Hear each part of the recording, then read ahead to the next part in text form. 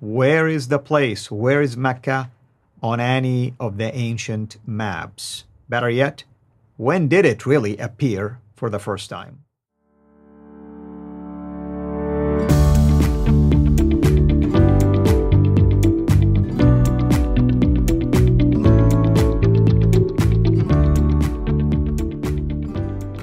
Hello everyone, welcome back to a continuation of this video series on the historical criticism of Islam. Today we're going to talk about the place yet again. With me here to unpack all of this for us is Dr. Jay Smith. Dr. Jay, welcome back. Okay, and I'm going to. This is absolutely important because we're talking about a place, so a place would be on a map, and maps are hugely important because they do locate the places that we're referencing, the places that we're investigating. And so that's why it was important to do this. Dr. Patricia Corona was the one that really did this. And this is, I'm using her research. She is the one that researched this between 1977 and 1987 in the last century, that 10-year period. She wanted to find, she had the same question. Okay, if we're looking for a place, let's look at the maps. Let's just look at the maps. And I'm sure her intent was really to prove it, basically. Yeah. The difficulty is that there are no ancient maps of Arabia. They just don't exist because nobody really thought about making maps. Maps is a much more later invention. It was usually the Europeans that are best known for the modern maps or the whole map making industry. The Chinese had maps of local areas, but no one had bothered to map Arabia. Why do you think no one had bothered to map Arabia? Well, usually you map things that are important. That's right. And what was wrong with Arabia? Well, obviously, while there are parts that were important that were mapped, it appears that certain parts were not that important, insignificant, so they didn't want to invest the time or the money on that. There are only three places there are four places that are mapped that had local maps. One was the northern part of Arabia. The other was the southern part of Arabia. The northern part, because that's where the civilizations were. That was where Arabia was known as. It was known as Arabia Petraea. Right. The southern part was where the Sabaeans are, and so there was lots of civilizations there, so that was mapped. There's ports, there's commerce taking place. That's right. Yeah. And then you have on the west, you have the Red Sea. That's where the trade route went, up the Red Sea. And on the east, you have the Straits of Hormuz, you have the Persian Gulf, so that would have been mapped. Those are just local maps. But nothing was mapped in the central part, and the reason is very simple. It was Petraea Deserta, known as Petraea Deserta. That means desert. Right. If there's a desert, there's no one there. We're going to talk more about that later on. So obviously, in order for Patricia Corona to try to find a map, she needed to go back to the earliest maps that existed. And the earliest maps were done by Europeans of Arabia. This is of Arabia. The earliest maps were done by Europeans, not people who had gone there. What they were doing is that they went back to Ptolemy from the 2nd century. And Ptolemy is the one who wrote a great book on geography. And so he would be the one that you go to since he was the one from that area. He was the first one to write down about Arabia Petraea and Arabia, the Arabia itself, the southern part, the Sabaean area, and the northern part. And so he would describe mountains and rivers and cities and towns. He would describe all this. And so what happened, the Europeans took his descriptions and then they tried to put it in a map. So the first one that was ever produced is this one here. So let's go back. Let's go back to the slide and let's look at his map. So this is the very first one. And this was created by Leonhard Holle. See his name up there in yellow? 1482. So we're talking about the 15th century. 15th century, this is 800 years after Muhammad. So this is 1500 years after supposedly Mecca existed. And he is taking Ptolemy's references, putting all the names that he could find, and putting him where he thought that Ptolemy was referring to. Mm-hmm. What do you notice is missing? Mecca. Mecca is missing. The most important city, the center of everywhere, the center of history, where Adam and Eve lived. Exactly. Adam and Eve, Abraham and Ishmael. I mean, they definitely predated the 2nd century. So, obviously, Ptolemy did not know about Mecca, the most significant city. The city that should have been the first thing he put on the map is not in this map from 1482. Now, there was another map that was done a little bit later in 1540 by a man named Laurent Fries. He created this map, again, to take what Ptolemy had said. He wanted to improve on what Leonard had done earlier. So about a century later, he put this map. What's missing? Mecca.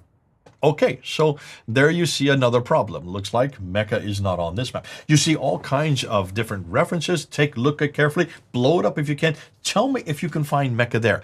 And I encourage anybody, don't trust me, go and look at these maps. You blow them up and see if Mecca is referred to. It's not on this map. So then we go to 1571. So about 30 years later, you have Sebastian Münster, who puts together this map. And this is done 1571. He is from Germany. He takes what Ptolemy said, what Ptolemy had written, and he introduces what he thinks is an even more accurate map. What's missing? Mecca again. It's getting redundant, isn't it? Yeah. It's getting redundant. So Mecca is missing in every one of these three so far maps. There's another one that Patricia Corona referred to, and she looked at this one here. This is a 7th century redacted map. In other words, it was a modern map, a more modern map. She didn't give the date on it, but it's redacted back to what people thought the 7th century looked like. What's missing? Mecca again? So they should have had Mecca by now. Certainly by the 14th, 15th, and 16th century, they should have known about Mecca because Mecca was well known by then. Right. Mecca was very well known by then. So why, if this is a redacted map back, why in the world didn't they have Mecca on this map? Now, that's not the only one. Here's another one that Patricia Corona refers to. This is a 7th century redacted map back, looking back. She didn't give a date for it because we don't really know the date of this one. But again, certainly this is after the 15th century. So this is still coming out of Europe. This is after the 15th century. They should have had Mecca on that map. Remember, this is the center of history. This is where Adam and Eve lived. This is where Abraham lived. This is where all the prophets were buried. Well, 70 to 300 of the prophets were buried. What in the world is going on here? Once again, we're missing Mecca. Now, here's a number of questions I have. See if you can answer them. Maps are supposed to show where places exist. Isn't Mecca the most important place for Arabia? That's what the standard Islamic narrative told us. Then why is it not there? Somebody must have missed it, right? Now, if you look carefully here, you can see Makoraba there. It's about halfway up. Let me just point to it. There is Makoraba. And some people have said, that must be Mecca.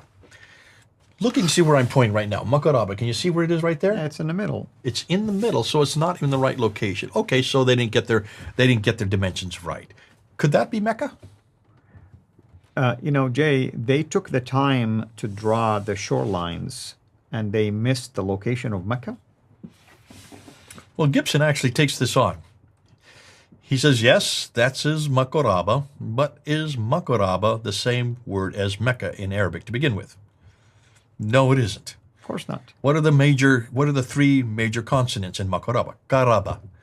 Yeah. The place of the Karib, or whatever it is. Mukarraba, yeah. Mukaraba. So if it's got the wrong consonants to begin with.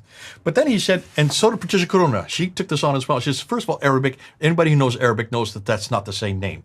But then Gibson did a much better thing. He went back to Ptolemy, and he went back and he wanted to look at where all the mountains were that Ptolemy talks about and where the rivers were. With Ptolemy, and he noticed that every one of these maps were done by Europeans who never really had been to Arabia. Those rivers did not exist in the middle of the desert. There were no rivers in the middle of the desert. Where are those rivers coming from? You can see here on the map. Right. They're much further south. Mm-hmm. In fact, when you look and see where the rivers are and the mountains are, and when you look where the towns that are close to the rivers and close to the mountains that Ptolemy did talk about, you push everything south. What Ptolemy did not realize is that he had not really been there physically. He didn't realize that the whole central part of Arabia was desert. He forgot about the desert. And he just assumed that all these places were further north. What Gibson says, no, there are no rivers up there, and these mountain ranges are much further south. So he redistributed, putting where the mountain ranges were, and then putting where the rivers were, and where the towns that were close to those rivers, he put them where they were, and guess what he found? Makoraba is way down in Yemen. It's way down south. And he recorrected it, showing that this is where that Makoraba is. So he helped us on that one, on top of that. But, so the maps don't show it. And I don't know why the Europeans didn't think this through. when they were putting these maps together in 1400 and in 1500, and these redacted maps even later than that, in the 18th and the 19th century, why did they not question this? Why is it no one came up with this problem that the Mecca is not on any of these maps? Doesn't that sound rather curious to you? Absolutely. Well, Patricia Corona asked this question. She wanted to know why no one had really brought this up. So she decided to do some work on her own. And guess what she found? She wanted to go back and find out where the first reference. Now remember, this woman reads and writes 15 languages. She knows everything. She can write. She can read and write Akkadian and Aramaic and all Arabic and all this Nabatean Aramaic and Syriac, Aramaic, Syriac. She could read all this. And she went back to the earliest documents, and she found a document called the Apocalypse of Pseudo-Methodius Continuato Byzantia Arabica, which is the first reference she could find to this place called Mecca, written in 741 AD. That's the 8th century.